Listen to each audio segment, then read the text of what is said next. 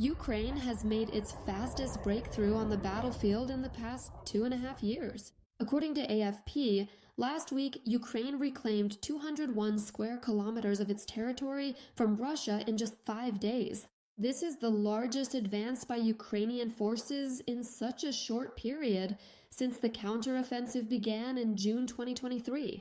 It is noted that the liberated territory is almost equivalent to the gains made by Russian forces throughout December 2025. The main advance of the Ukrainian armed forces was recorded about 80 kilometers east of Zaporizhia. Defense forces also regained control of territories in the Kharkiv, Konstantinivka, Pokrovsk, and Novopavlivka directions. The report from the Institute for the Study of War notes these Ukrainian counterattacks were likely made possible by the recent blocking of Russian forces' access to Starlink. According to Russian military correspondents, this caused serious disruptions in communications and command of troops on the battlefield. Meanwhile, on the night of February 17th, the Ilsky oil refinery in Russia's Krasnodar region was attacked. The attack and the subsequent fire were confirmed by the regional emergency headquarters. They noted that a fuel storage tank was damaged. The fire covered an area of about 700 square meters. Explosions also rang out in temporarily occupied Crimea. According to the Telegram channel Crimean Wind, the explosions were heard in Sevastopol, Simferopol, Kerch, and other areas. Powerful explosions were heard at the Kacha and Belbek airfields, as well as near the Kirovsko airfield. It was also reported that the Crimean bridge was closed to traffic. On the night of February 17th, the aggressor country Russia once again attacked Ukrainian cities, using 29 missiles and 396 strike UAVs. In particular, Odessa was attacked. In one district of the city, a fire broke out on the upper floors of a residential building. In another, a store and an auto repair shop were damaged. The Russians also attacked Dnipro and the Sumy region.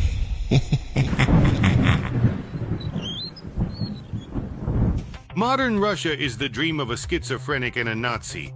Putin managed to build what Hitler couldn't.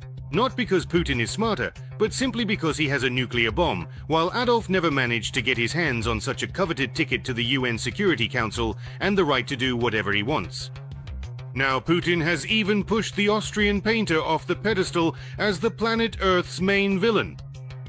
Under his leadership, Russia has confidently taken the place of the Third Reich and the status of the largest Nazi power in human history.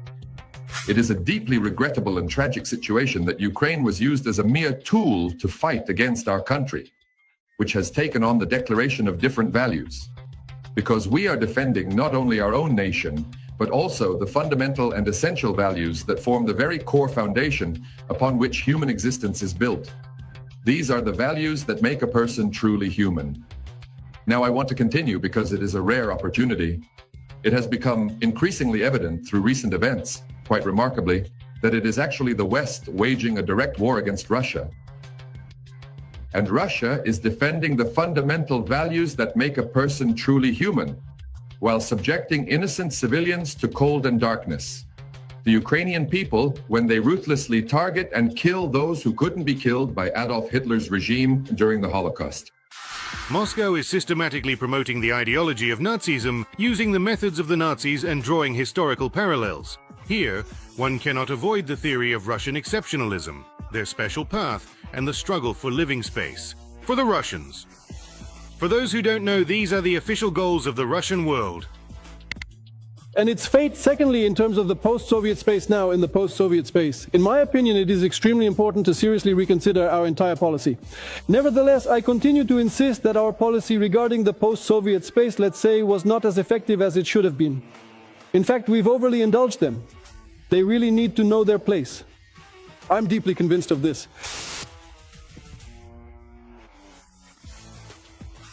The aggressive, expansionist policy being carried out under the slogans of Nazi Germany is now very easy. It's easy to confuse Hitler's speech before the attack on Poland with Putin's speech before the invasion of Ukraine. Both dictators shouted that they were going to protect the oppressed German and Russian populations, who were forbidden to speak their native language. And, as always, the Anglo-Saxons are to blame for everything. As always, I try to achieve change by peaceful and diplomatic means. We persistently and patiently tried to negotiate with the principal member states of the NATO alliance.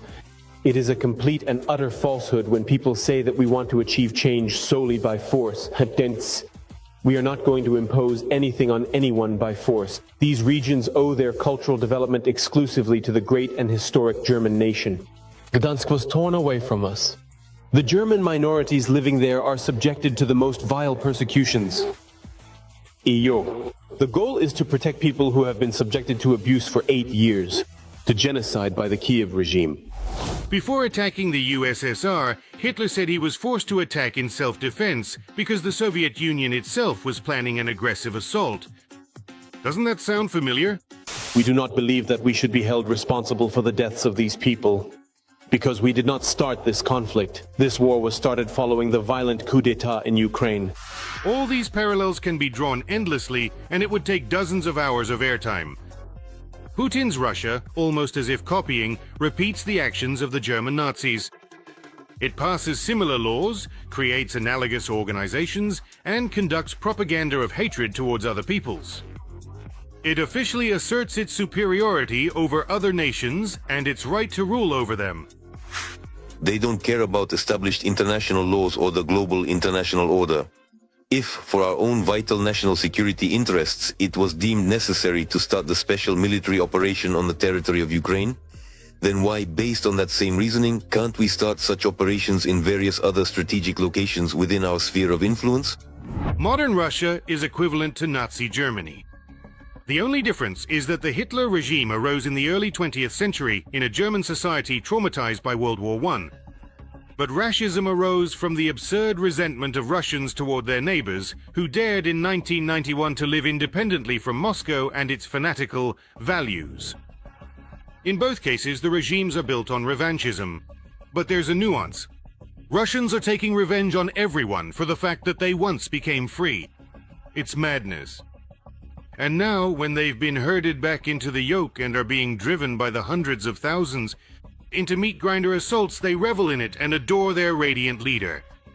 The most concealed fact is that the Russian Empire was once said to have allegedly owned all the land on our planet Earth. Now, as for the history of Kazakhstan, on some stone somewhere, it's written that this is the history of Kazakhstan. The Vatican wrote the history of Kazakhstan, when in fact there was no such thing as the history of Kazakhstan, and there couldn't be, just like the history of Ukraine. And so it turns out this guy probably sees you in such circumstances, always wanting to fight somewhere. He probably looks at Russians and thinks, oh, these people want to fight. Where should I send them? You don't even understand what you're doing in Ukraine. He sees you, basically as free cannon fodder. Do you really think Ukraine is the last war where you'll have to go and defend something? Of course not. Once, Putin said that he keeps a volume of Lermontov on his nightstand. But under his pillow, he definitely has Mein Kampf. Moreover, he has a deep passion for history and enjoys meticulously studying archival documents. And before making any significant and life-altering decisions, you see, he tries to understand the origins of this or that phenomenon, every single matter concerning Ukraine. After all, has necessitated the most comprehensive and detailed examination of issues connected to the origins and historical roots of the current Ukrainian crisis. We are the villains. There is a very striking example that proves Putin is obsessed with Hitler. The whole story with the occupation and annexation of Crimea is copied from the German Nazis, both ideologically and technically.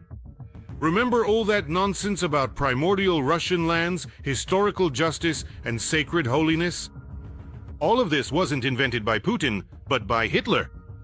Back in the 1940s, the Führer declared Crimea, believe it or not, to be an originally German territory where Germans, or more precisely, the Germanic Gothic tribes, had lived since ancient times.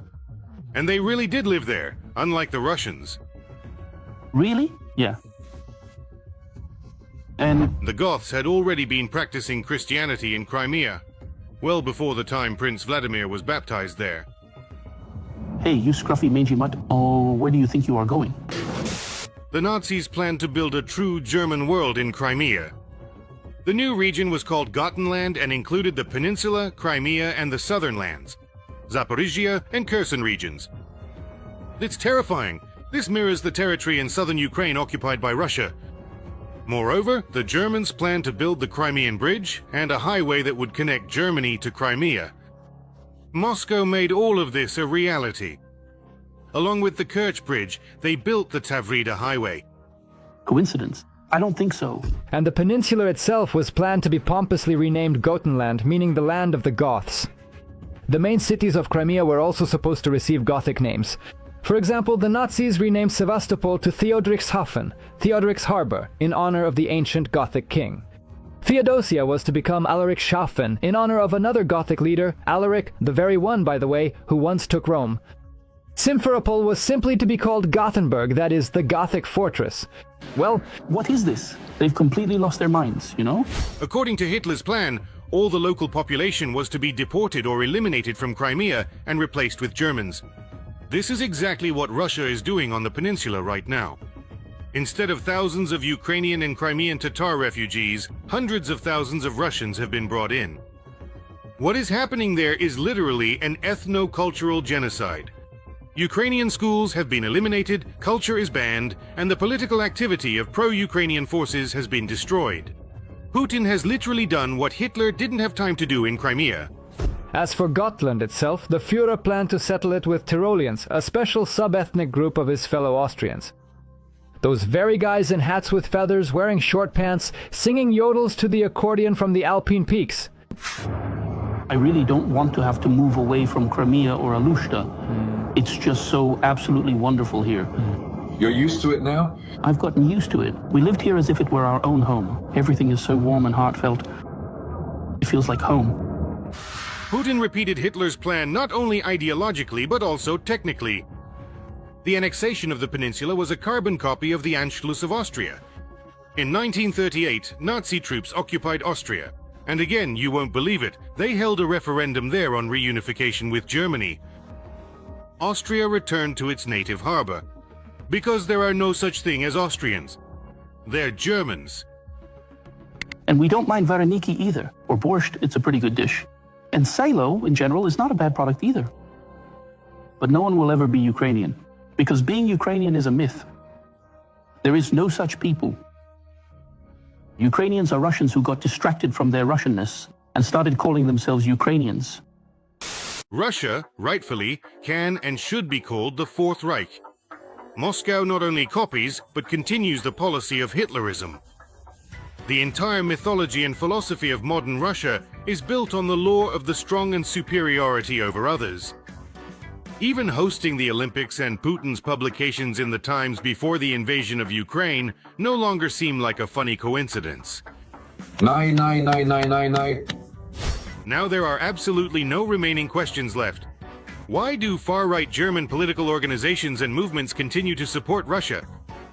Why is Putin's favorite writer the ideologue of Russian fascism, Ilyin, and his favorite philosopher a chauvinist, obscurantist, and outright Nazi, Dugin? Our goal is to become in this tripolar world the most important center of power.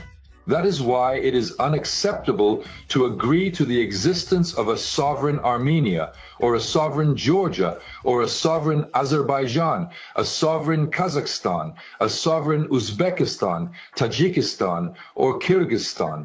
Nothing sovereign can exist in this new model. Nazism and hatred are growing in Russian society at a geometric rate. For years, propaganda has taught hatred and cruelty. It convinced people that Russians could do anything, and that they had the right to take what they wanted by force.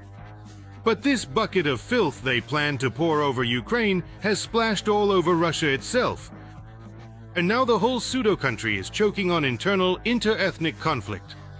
This is the standard mindset of a Russian serf. We built everything for you. Before that, you lived in yurts.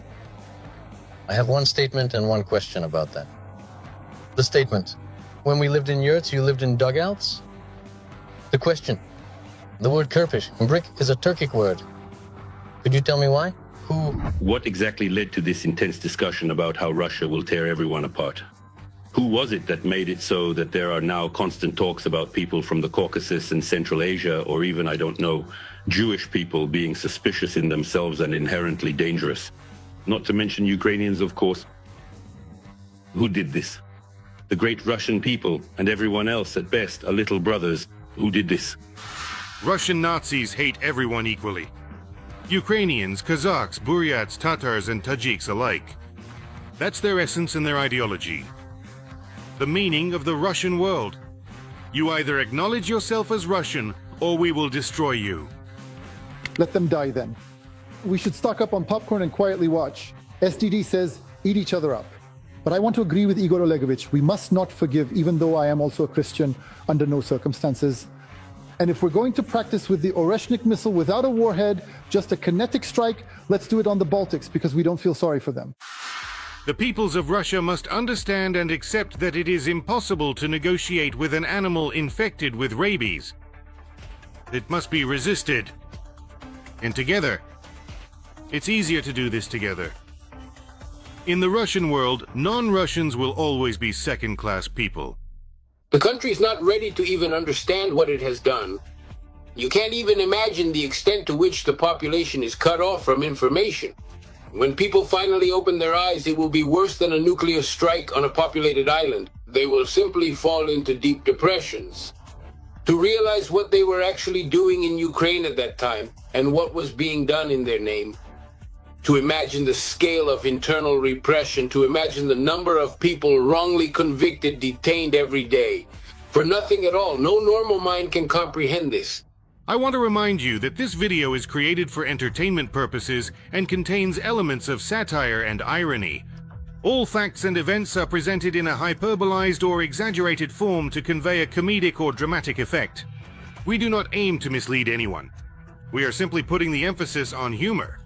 I would kindly ask you to please take this with a smile,